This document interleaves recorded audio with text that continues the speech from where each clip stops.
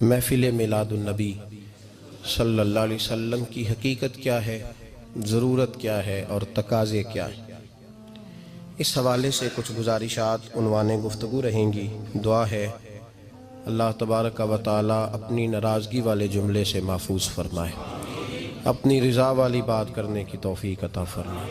عزیز بھائیو، قرآن مجید فرقان حمید نے ارشاد فرمایا قل بفضل اللہ، اے محبوب آپ فرما دیں جب اللہ کا فضل ملے، وَبِرَحْمَتِهِ اور اس کی رحمت ملے، فَبِذَلِكَ فَلْيَفْرَحُوا تو انہیں چاہیے کہ خوشی کا اظہار کریں۔ سورہ یونس کی آیت نمبر 58 ہے۔ جب اللہ کا فضل اور اس کی رحمت ملے تو خوشی کا اظہار کرو، خوشی کا۔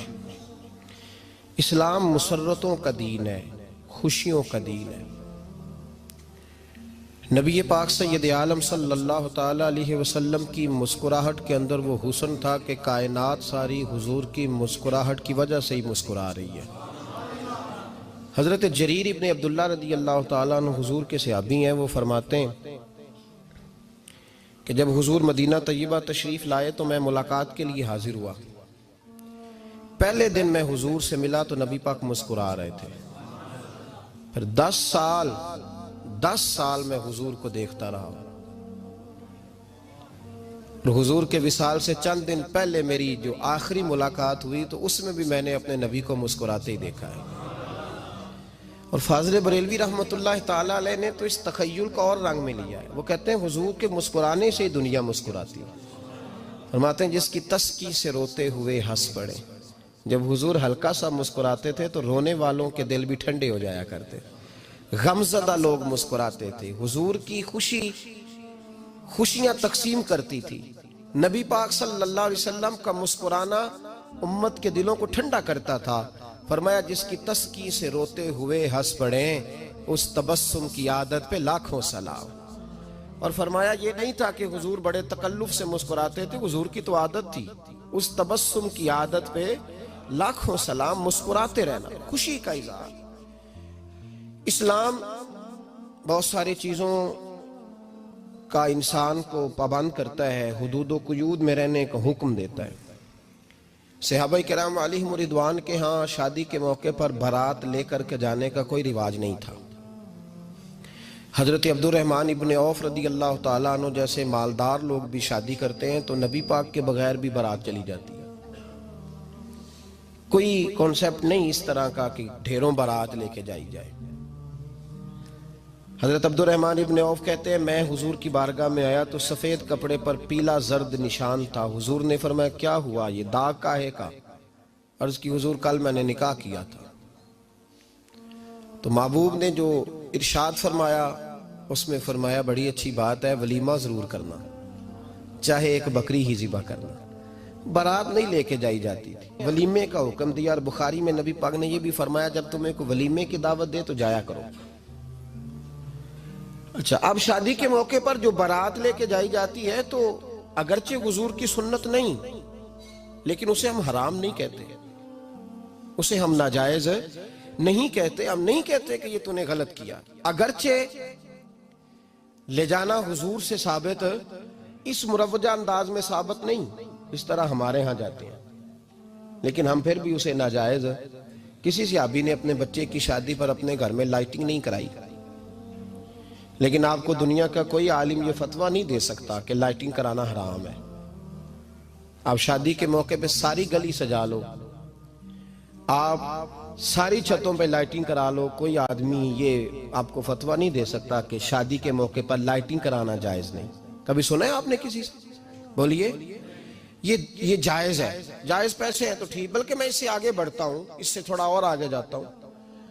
حضرت عائشہ صدیقہ رضی اللہ تعالیٰ عنہ فرماتی ہیں میرا جو کمرہ تھا نا جس میں میں حضور کے ساتھ رہتی تھی اور ایک لمبا زندگی کا عرصہ گزارا، اس میں 3 آدمی سو سکتے تھے، چوتھے کے لیے جگہ ہی نہیں تھی، اور کچا تھا۔ کھجور کے تنے کھڑے کر کے اس پر کھجور کے پتوں کی چھت ڈالی گئی تھی۔ میں جب ہاتھ اٹھاتی تھی تو میرا ہاتھ اپنی چھت کو چھو جاتا تھا۔ یہ ہے سنت نبی پاک کی، یہ حضور کا طریقہ ہے۔ بتائیے پکے گھر میں، لینٹر والے گھر میں رہنا جائز کہ ناجائز؟ کیوں جی؟ حضور تو کچے مکان میں رہتے تھے، آپ نے کیسے پکا بنا لیا؟ اللہ کی محبوب دین کو اس کی اصل بات میں سمجھیں. آپ ایسا نہ کریں جس میں انتشار اور امت تقسیم ہو. اس کا اصل مزاج دیکھیں. مہندی کے موقع پہ اگر کوئی آدمی 6 دیگیں دال چاول کی پکاتا ہے تو منع نہیں، جائز پیسوں سے پکائے. انہیں لائٹنگ لگوائی، کوئی منع نہیں.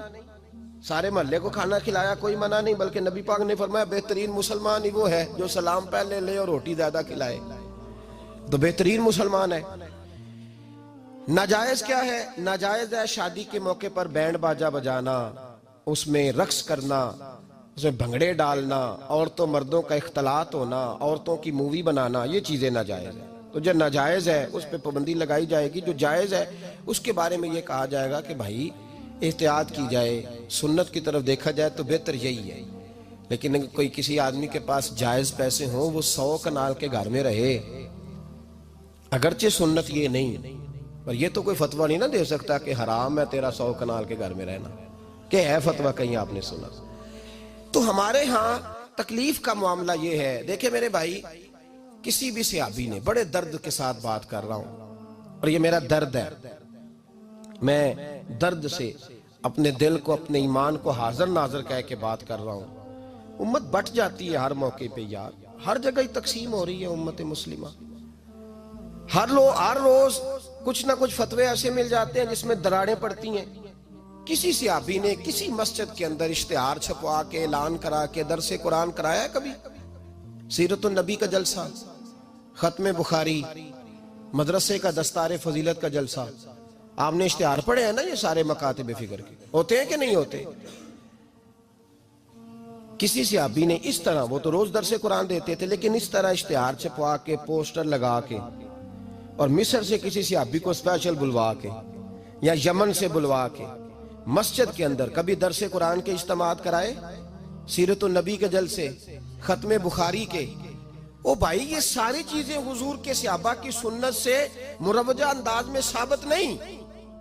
مجھے بتا میرے بھائی، میں درد کے ساتھ تجھ سے سوال کرتا ہوں کہ سیرت النبی کے جلسے میں تو پشاور سے مولانا بلائے، پنڈی سے بلائے، تو گجرات اور کراچی سے لوگوں کو بلا کر کے اگر سیرت کا جلسہ کرائے، اور تو اس میں ایک آدمی کو کراچی سے بلوایا جا رہا ہے تو تو نے اس کو 20,000 کی ٹکٹ بھی دی، اور اشتہار پہ بھی جلسے پہ خرچ ہوا، پھر لنگر بھی پکا، کھانا بھی تو نے کھلایا، نہ تجھے کوئی بیوہ یاد آئی، نہ تجھے کوئی مسکین یاد آیا، نہ تجھے کوئی غریب یاد آیا. حالانکہ کہنا چاہیے تھا نا یہ جو ₹1,00,000 لگ رہا ہے کسی بیوہ کی خدمت کر دینی چاہیے، یتیم کو دے دینا چاہیے. درد کے ساتھ بات کر. سوال میرا یہ ہے کہ وہی کام جو سیرت کے جلسے میں ہوتے ہیں، پہلے تلاوت ہوتی ہے، پھر نعت ہوتی ہے، پھر کسی عالم کا بیان ہوتا ہے، وہی کام صرف نام بدل کے کیا جائے، عید میلاد النبی نام رکھا جائے صلی اللہ علیہ وسلم. یہ میں آپ کے ذہنوں پہ دستک دے رہا ہوں، تقریر نہیں کر رہا، صرف دستک دے رہا. او بھائی دیکھو، ایک آدمی وہی کام نام بدل کے کرے تو جائز ہے، اور اگر اس میں نبی پاک کے میلاد کا نام رکھ لیا جائے یا نعت کا نام رکھ لیا جائے تو پھر مجھے اجازت دے میں تجھ سے سوال کروں کہ صرف تجھے حضور کی تعریف پوری لگتی ہے؟ پھر مجھے اجازت دے کہ میں تجھ سے پوچھوں کہ صرف تجھے نعت اچھی نہیں لگتی؟ پھر مجھے اجازت دے کہ میں تجھ سے پوچھوں کہ تجھے صرف رسول اللہ کے قصیدے اچھے نہیں لگتے؟ دے مجھے اجازت کہ میں تجھ سے سوال کروں کہ جہاں ذکر رسول کی بات آئے وہاں تو پریشان کیوں ہوتا ہے؟ تجھے پتہ ہی نہیں یہ تو وہ ذکر ہے کہ رب فرماتا ہے تم بیان کرو نہ کرو وَرَفَعْنَا لَكَ ذِكْرَكَ، محبوب میں نے خود تیرے چرچے ساری دنیا میں بلند فرما دیے. اور نبی پاک نے پوچھا حضرت جبریل سے کہ چل جبریل تو بتا میری امت کو پتہ چلے رب نے میرا ذکر کیسے بلند کیا ہے.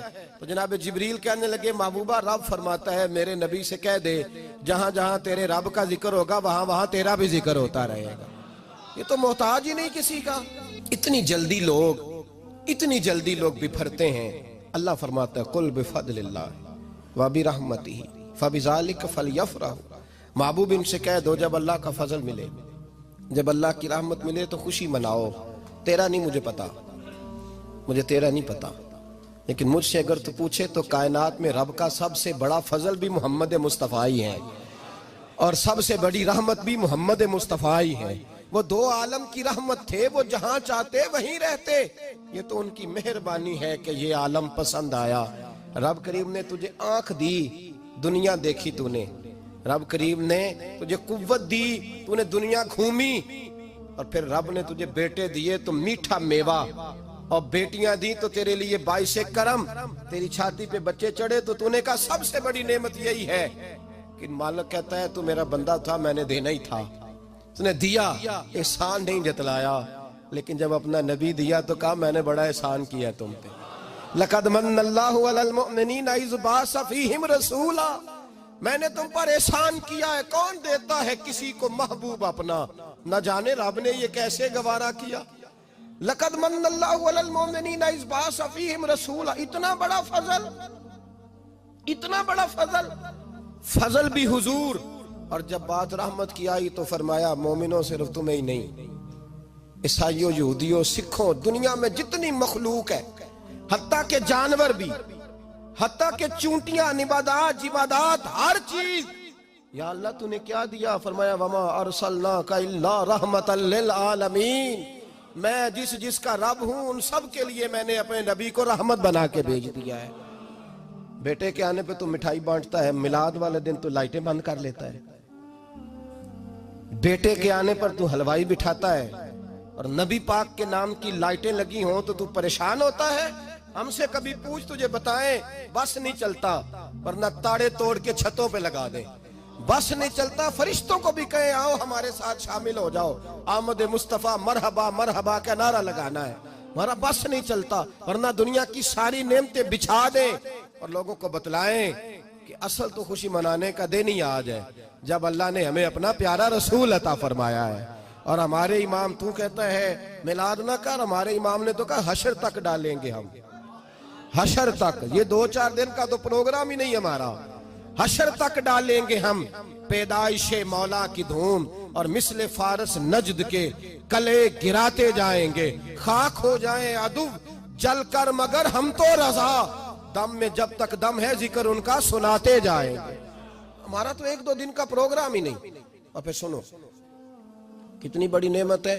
حضرت عباس سے کسی نے کہا تھا اللہ کی سب سے بڑی نعمت، تو بخاری اٹھانا، فرمانے لگے محمد نعمت اللہ، بخاری ہے بخاری، فرمایا محمد اللہ کی سب سے بڑی نعمت ہے۔